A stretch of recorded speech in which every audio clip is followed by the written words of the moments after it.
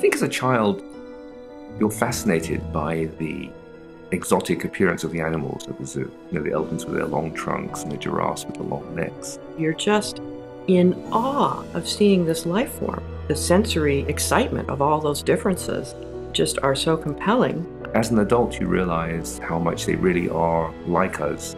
You realize that the things that we do without thinking about it can drastically affect the world and the environment. I still see zoos as a wonderful place for young children. I hope that they can go to the zoo and enjoy it in the same wonderful way that I did.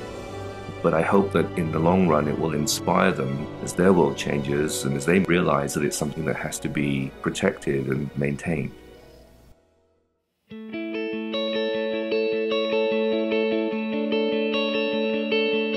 We have been financially supporting the Oregon Zoo Foundation for many, many years. But this year, we actually get to go out and see exactly how the money is spent. Just right off, about 12 feet offshore.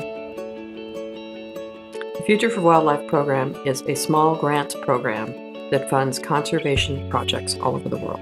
One of these grants is to fund a community effort where volunteers go out and watch for turtles to count the number of native species so that we can gauge how well they're surviving and facing up to the environmental threats. I think we're like everyone else. You're either working or you have relatively little time off, and so you're less likely to think about what's in your own backyard.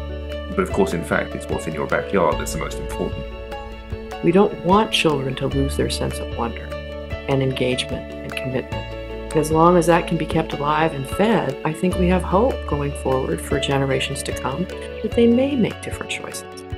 Future for Wildlife is a global conservation program that helps us save endangered species worldwide, from leopards in Zimbabwe to turtles in the Pacific Northwest. The western pond turtle is imperiled due to a variety of factors. First, there's habitat loss and degradation of habitat. Secondly, there's invasive species. The Oregon Zoo got involved in 1998. We head start western pond turtles by bringing the young hatchlings in until they have grown big enough so that they cannot be eaten by the invasive species such as the bullfrog.